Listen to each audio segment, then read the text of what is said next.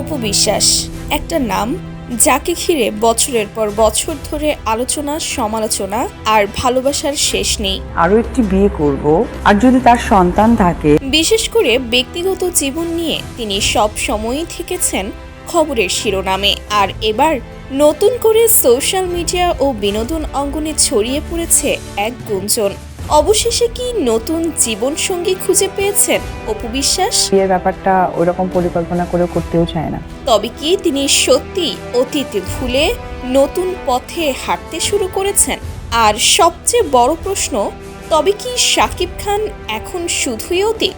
অপু বিশ্বাসকে সম্প্রতি এক রহস্যময় ব্যক্তির সঙ্গে দামি গাড়িতে ঘুরতে এবং সময় কাটাতে দেখা গেছে।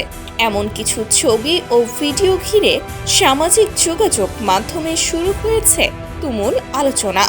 কেউ বলছেন এটা শুধুই বন্ধুত্ব, আবার কেউ দাবি করছেন অপুর জীবনে নাকি নতুন কেউ এসেছে।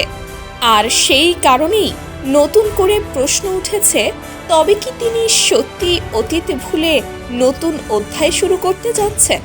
বিভিন্ন ভিডিওতে দেখা যাচ্ছে অপু বিশ্বাস বেশ হাসি খুশি মুডে রয়েছেন। দামি গাড়িতে ঘোরাঘুরি, একসাথে সময় কাটানো এবং স্বাভাবিকের চেয়ে বেশি কাছাকাছি উপস্থিতি দেখে অনেক নেটিজেনই নানা ধরনের মন্তব্য করছেন।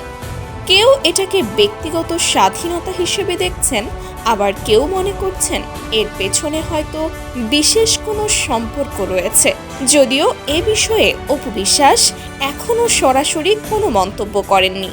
একসময় শাকিব খান ও অপু বিশ্বাসের সম্পর্ক ছিল ঢালিউডের সবচেয়ে আলোচিত বিষয়গুলোর একটি।